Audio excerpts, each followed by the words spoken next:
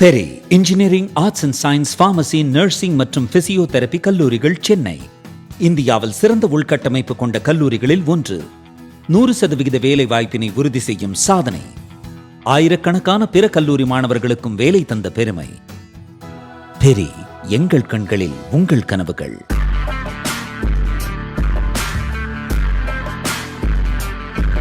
வணக்கம், ஜெயஹிந்த். வளைகுடாவில் நடக்கக்கூடிய இந்த யுத்தம் எப்போ முடிவுக்கு வரும்? இருக்கிறதுலே அதிகமாக கேட்கப்படக்கூடிய கேள்வி எங்கிட்ட இதுதான். என்னுடைய குடும்பத்தாரில் ஆரம்பித்து பார்க்கக்கூடிய எல்லாருமே இதுதான் கேட்டுட்ருக்காங்க.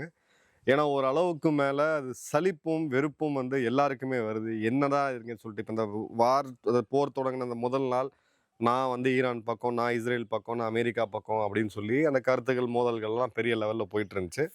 இப்போ பார்த்தீங்கன்னா அந்த சலிப்பு அப்படின்றது வந்தது. எக்ஸாக்டாக உக்ரைன் ரஷ்யா போகிறப்போ யூரோப்பில் இருக்கக்கூடிய கிட்டத்தட்ட 90% மக்கள் அப்படின்றது உக்ரைனுக்கு ஆதரவாக நின்று நிறைய டொனேஷன்லாம் கொடுத்து ஐ ஸ்டாண்ட் வித் யுக்ரைன் சொல்லிட்டு சம்மந்தமே இல்லாமல் நம்ம மக்கள் காலேஜ் பசங்கள்லாம் பார்த்தீங்கன்னா இங்கே அவங்களுக்கு அந்த வெஸ்டர்ன் மீடியா நரேட்டிவை கொடுத்து மனசில் புகுத்தி ஐ ஸ்டாண்ட் வித் உக்ரைன் அப்படின்றது குறிப்பாக ஃபேஸ்புக் போன்ற ஊடகங்களில் அவங்க ப்ரொஃபைல் பிக்சராக வைக்கிறது அப்படின்றது பெரிய லெவலில் ஃபேமஸ் ஆச்சு.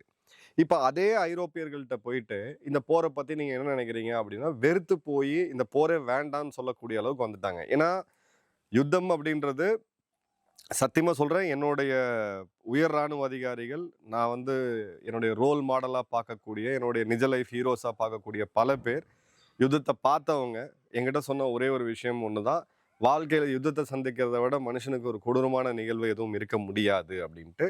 இப்போது அதை நம்ம கிட்டத்தட்ட எல்லாருமே உணர ஆரம்பிச்சிட்டோம். இப்போ இந்த இடத்துல அமெரிக்கா இந்த போரை இன்னும் எவ்வளோ காலம் எடுத்துகிட்டு போக முடியும், இல்லை ஈரானால் எவ்வளோ தாக்கு பிடிக்க முடியும் அப்படின்றது தான் மிக மிக முக்கியமான ஒரு கேள்வி. இப்போ இந்த இடத்துல அமெரிக்கா இதுவரை இழந்தது அப்படின்னு பார்த்தீங்கன்னா, நம்ம ஒரு ஹேபிட் இருக்குது. ஆப்ரேஷன் சிந்தூரை மீண்டும் நான் சுட்டி காட்டுவேன். அரசாங்கத்தின் மீது அந்த கம்யூனிகேஷன் ஸ்ட்ராட்டஜி இல்லை, தவறாக இருக்குது, இன்ஃபேக்ட் ஸ்ட்ராட்டஜியே இல்லை அப்படின்னு சொல்லி என்னுடைய ஒரு ஸ்ட்ராங் கிரிட்டிசிசம் இருந்தாலும், மக்களும் பார்த்தீங்க அப்படின்னா ரஃபேல் விழுந்துச்சா இப்பவும் கமெண்ட்டை பார்த்தீங்கன்னா ரஃபேல் விழுந்துச்சா தான் அந்த கமெண்ட்டு தான் அதிகமாக இருக்குது. இப்போ ஒரு கிட்டத்தட்ட நம்மக்கிட்ட ஒரு 2000 போர் விமானங்கள் இருக்குது. அதில் ரஃபேலோட எண்ணிக்கை 36, 1 நம்ம இழந்திருக்கிறோம். அந்த நேம் போர்டு 001 அப்படின்னு நினைக்கிறேன், 0001 அதை நம்ம இழந்திருக்கிறோம். இப்போ அந்த போரில் வெற்றி தோல்வி இந்தியாவுடைய சாதனை என்ன அப்படின்றத நம்ம ஏற்கனவே பார்த்தோம். ஆனால் நம்ம எமோஷனலாகி மீண்டும் கேட்டது இந்திய விமானம் விழுந்துருச்சா, அப்போ ரஃபேல் வாங்கினது வேஸ்டா அப்படின்ட்டு. இப்போது அமெரிக்காவுடைய மிக உயர்ந்த விலை உயர்ந்த டேங்கர் ரக விமானங்கள் F-15லாம் அவங்களுக்கு விஷயமே கிடையாது. ஒன்று போச்சுன்னா இன்னும் 1800 போர் விமானங்கள் F-15 மட்டுமே இருக்குது. F-16 மட்டுமே அவங்க கிட்ட இருக்கு. 3 விமானங்கள்ல அந்த 2வது 3வது நாள் அவங்க இழந்தாங்க. பஹ்ரைனுடைய விமானப்படையை சேர்ந்த ஒருத்தர் தவறுதலா அந்த 3 விமானங்களை சுட்டு வீழ்த்தினதை நம்ம பார்த்தோம். இப்போ அமெரிக்கா இந்த இடத்துல இழந்தது அப்படின்றது டேங்கர் ரக விமானங்கள். கிட்டத்தட்ட 300-400 கோடி மதிப்புள்ள விமானங்கள் 3 விமானங்கள்ல அது எங்கேயும் பறக்கலாம் இல்லை, சவுதியில் இருக்கக்கூடிய, கத்தாரில் இருக்கக்கூடிய ஏர்பேஸில் பார்க் பண்ணப்பட்டிருக்கு. அதை ஈரான் தாக்கி அழிச்சிருக்காங்க. சேட்டலைட் இமேஜரிஸும் ஈரான் இப்போ வெளியிட்டிருக்கிறாங்க. கிளியர் கட்டாக அந்த சைனாவுடைய சேட்டலைட் இமேஜில் தெரியுது. அந்த 3 விமானங்கள் கிட்டத்தட்ட பஸ்மமாகி போயிருக்கு அப்படின்ட்டு. இந்த விமானங்களும் உடனடியாக கட்டமைக்கவும் முடியாது. ஸோ ஒரு போரில் இப்போ அமெரிக்கா பார்த்தீங்க, அவங்களோட வார் ஸ்ட்ராட்டஜி கம்யூனிகேஷன் குறிப்பாக அவங்க மக்களுக்கு என்ன சொல்கிறாங்க, உலகத்துக்கு என்ன சொல்கிறாங்கன்னா, அவங்க பிரசிடென்ட்டே பார்த்தீங்கன்னா ஓப்பனாகவே சொல்கிறார், இத்தனை விமானங்களை நாங்கள் இழந்துட்டோம் அப்படின்னு சொல்லிட்டு. அவங்க என்ன இழக்கிறாங்க அப்படின்றத பெரிய அளவுக்கு அங்கே அமெரிக்கர்கள் எடுத்துக்கிறதே கிடையாது. நீங்கள் அமெரிக்காலேயே சமீபத்தில் நடத்தப்பட்ட ஒரு சாம்பிள் சர்வேல பார்த்தீங்க அப்படின்னா, மக்கள்கிட்ட கேட்கக்கூடிய அந்த கருத்தில், ஆமாம் விழுந்தா என்ன பெருசா, நம்ம ஜெயிச்சோமா, ஈரானை என்ன பண்ணோம் அதான் முக்கியம்னு சொல்லிட்டு. இப்போ இந்த போர்ல அமெரிக்கா பின் வாங்குமா வாங்காதா? என்னுடைய உறுதியான பதில் வாங்காது. ஏன்னா அந்த நாட்டுக்கிட்ட ஒரு மிகப்பெரிய இராணுவ பலம் அப்படின்றது இருக்கு. அன்டிஸ்பியூட்டடா இன்னைக்கு வேர்ல்டோட ஒரே சூப்பர் பவர் அப்படின்னு சொன்னோம்னா அமெரிக்காவை தான் நம்ம சொல்ல முடியும். ஏன்னா உலகத்துல எந்த நாட்டின் மீதும் தாக்குதல் நடத்தக்கூடிய வல்லமை அப்படின்றது அமெரிக்காட்ட தான் இருக்கு. சைனா கிட்ட கூட கிடையாது. நாமெல்லாம் இன்னும் அந்த லெவலுக்கு ரீச் ஆகலை. இதுதான் இன்னைக்கு இருக்கக்கூடிய ஃபேக்ட். பட் பல புது சக்திகள் அதே மாதிரி போர் புது புது பரிமாணங்கள்ல போயிட்டு இருக்கிறது. ஈரானை ஒரு வலிமையற்ற நாடுன்னு இவங்க அண்டர் எஸ்டிமேட் பண்ணது. ஈரானுடைய ட்ரோன் மற்றும் ஏவுகணை இந்த 2 பலத்தை மட்டும் வச்சு அவங்க வந்து எந்த அளவுக்கு இப்போ தாக்கு பிடிச்சி நிற்கிறாங்கன்றதையும் இன்னைக்கு இருக்க கிரவுண்ட் ரியாலிட்டியில் மறக்கவே முடியாது. என்னோட கணிப்புப்படி ரஷ்யா உக்ரைனை ஒரு வாரத்துக்குள்ள டேக் ஓவர் பண்ணியிருக்கணும். இன்னைக்கு 5வது வருடத்தை நோக்கி போயிட்டு இருக்கு. உக்ரைன் இன்னமும் ஸ்ட்ராங்காக தான் நின்றுட்டு இருக்காங்க. அவங்க வந்து கம்ப்ளீட்டாக தோக்கல. ஸோ அப்போ போருடைய தன்மையே மாறுது அப்படின்ற போது அமெரிக்கா இந்த இடத்துல உறுதியாக நிற்கிறதுக்கான வாய்ப்புகள் அதிகமாக இருக்கு. ஏன்னா அவங்க கிட்ட பணம் இருக்கு, வலிமையான இராணுவம் இருக்கு. 3வது எடுத்தீங்க அப்படின்னா இங்க நடக்கக்கூடிய இந்த ஆயில் ஷாக்னால பாதிக்கப்படாத ஒரு நாடு அப்படின்னு பார்த்தீங்கன்னா அமெரிக்கா. இன்னொரு சைடு எடுத்தீங்கன்னா ஈரானுடைய அரசியல் தலைமை இன்னைக்கு இல்லை. அவங்களுடைய அரசியல்வாதிகள் ஆட்சியாளர்கள் யாருமே இன்னைக்கு சுதந்திரமா வெளியில நடமாடவே முடியாது, அந்த அளவுக்கு இருக்கு. இன்ஃப்ளேஷன் அப்படின்றது நீங்க ஒரு $100 வந்து ஒரு லாரியில பணம் எடுத்துட்டு வந்தாதான் ஈரானுடைய கரன்சி எடுத்துட்டு வந்தா வாங்க முடியுற அளவுக்கு அந்த அளவுக்கு மோசமா இருக்கு. மக்கள் ஒரு ப்ரொலாங்டான கான்ஃப்ளிக்ட்ல இருந்து வெறுத்து போயிருக்காங்க. அங்க வந்து வளர்ச்சி அப்படின்றது பெரிய அளவுக்கு இல்லை, பொருளாதார பின்னடைவுகள் அப்படின்றது இருக்கு. இதெல்லாத்த விட ஈரானுக்கு ரொம்ப முக்கியமான பிரச்சனை தண்ணீர் இல்லாமல் இருக்கக்கூடிய ஒரு நாடு அப்படின்றத பார்க்குறோம். வறட்சி, பஞ்சம் எல்லாமே இருக்கு. பட் அவங்க கிட்ட இருக்கக்கூடிய டெரைன், நான் ஏற்கனவே டெரைன் பற்றி டீட்டெயிலாக பேசியிருக்கிறேன். 2வது அந்த ஆட்சியாளர்கள் இந்த நாளை வந்து இன்னைக்கா ஒரு நாள் நம்ம கிட்ட வரும்னு எதிர்பார்த்து இருந்தது, அது ஒன்று. 3வது இப்போ சமீபமாக அவங்க நடத்தக்கூடிய மிசைல் தாக்குதல்கள், ஏவுகணை தாக்குதல்கள் எல்லாமே பார்த்தீங்கன்னா அந்த ஏவுகணை டிப்பிக்கலாக ஒரு பேரபோலாவை ஃபாலோ பண்ணும்.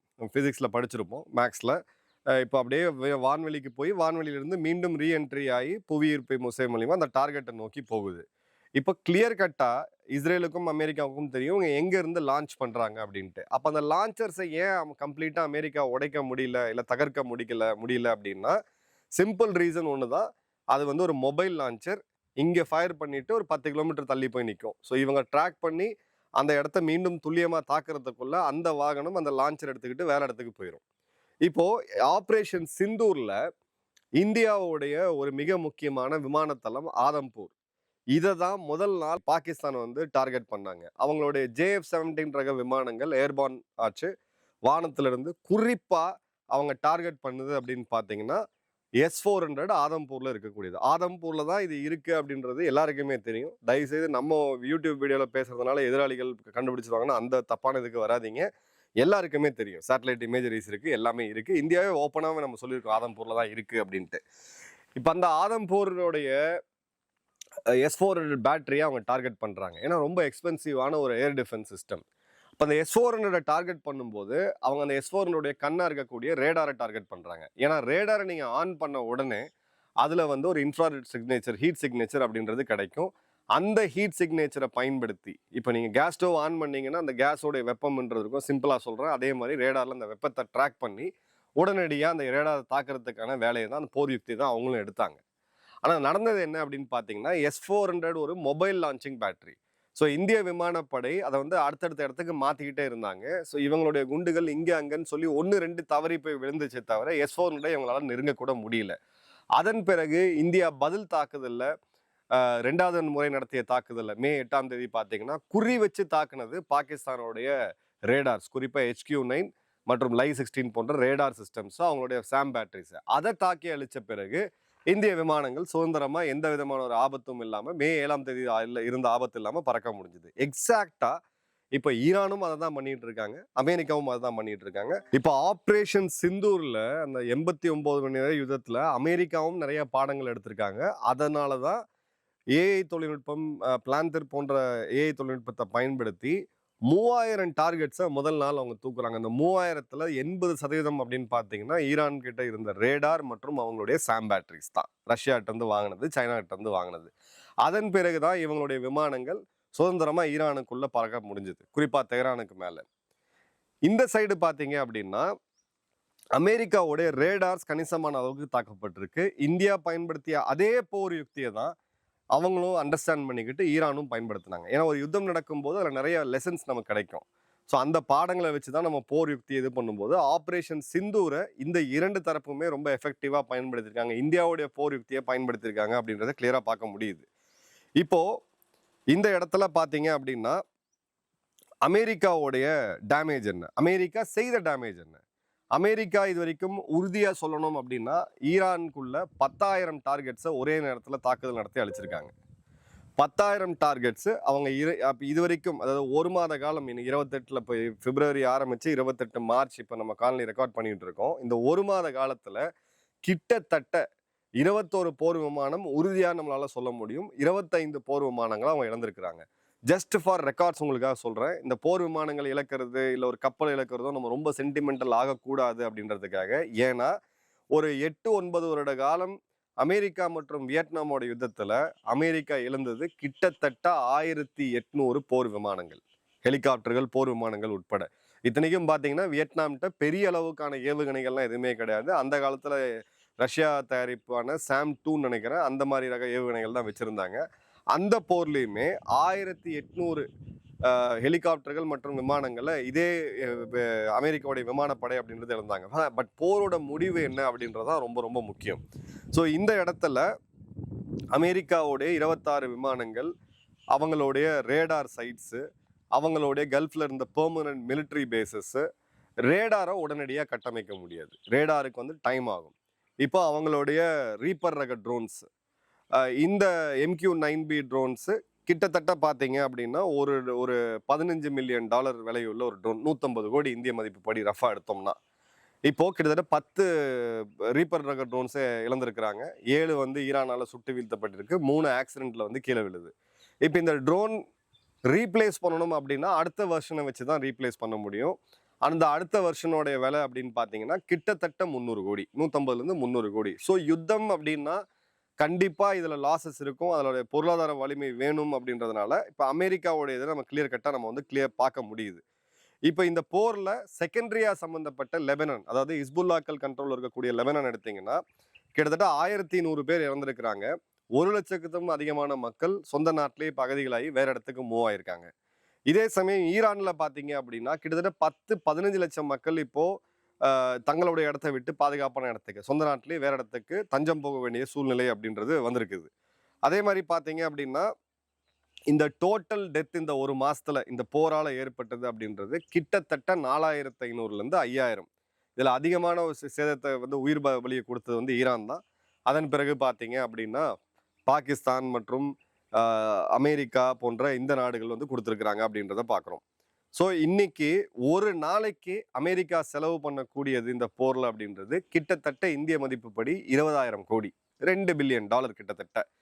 அதே சமயம் ஈரான் செலவு பண்ணுறது அப்படின்னு பார்த்தீங்கன்னா கிட்டத்தட்ட ஒரு 100 மில்லியன் நம்ம சொல்லலாம், 100 to 200 மில்லியன் சொல்லலாம். இப்போ அவங்களால இந்த போரை தாக்கு பிடிக்க முடியுமானா அதுவும் முடியும். ஏன்னா ஒரு கப்பலுக்கு $2 மில்லியன், $20 லட்சம் வந்து அவங்க கப்பம் கட்டிட்டு தான் நீங்கள் ஸ்ட்ரைட் ஆஃப் ஹார்மூஸை விட்டு போனோம் அப்படின்னாங்க. இதை கட்டாத ஒரே நாடு, உறுதியாக நிற்கக்கூடிய ஒரே நாடு இந்தியா தான். இந்தியாவுடைய 5 போர்க்கப்பல்கள் ஸ்ட்ரைட் ஆஃப் ஹார்மூஸ் பகுதியில் இன்னைக்கு இந்திய கப்பல்களுடைய பாதுகாப்புக்காக இருக்கு. இது சர்வதேச பாதை, இன்க்ளாஸ் அப்படின்னு சொல்லக்கூடிய ஐநாவுடைய சர்வதேச மெரைன் விதிப்படி எந்த நாடும் இந்த பாதையை பயன்படுத்த முடியும், அதில் நாங்கள் உறுதியாக இருக்கிறோம் அப்படின்னு சொல்லிட்டு ஈரானுக்கு உண்டான அந்த நட்பை நம்ம மெயின்டைன் பண்ணுறோம். ஸோ இது ரெண்டுத்தையும் சேர்த்து பார்க்கும்போது இந்தியா அதில் பணம் கொடுக்காம இருக்குது. ஆனால் பல நாடுகள் இப்போ பணம் கொடுத்துட்டு தான் இருக்கிறாங்க. குறிப்பாக பார்த்தீங்க அப்படின்னா இந்த ஈரானுடைய கச்சா எண்ணெய் இப்போ சர்வதேச சந்தைக்கு வந்ததுனால, அமெரிக்கா வர அனுமதிச்சதுனால ஒரு நாளைக்கு $120 மில்லியன் அவங்களுக்கு வருமானம் கிடைக்குது. இது வரக்கூடிய காலங்களில் இன்னும் அதிகமாகும். ஸோ ஒரு $200 மில்லியன் பணம் ஒரு நாளைக்கு அவங்களுக்கு உள்ளே வரும்போது இந்த போரை ஈரானாலையும் ஒரு கணிசமான அளவுக்கு எடுத்துகிட்டு போக முடியும். ஆனால் ஈரானுக்கு இருக்கக்கூடிய ஒரு செட்பேக் என்ன அப்படின்னு பார்த்தீங்கன்னா, இது வந்து இப்போ நான் டூ early to கமெண்ட்னு நான் சொல்லுவேன், பட் ஆராய்ச்சி நாங்கள் செஞ்சுக்கிட்டு இருக்கிறோம்.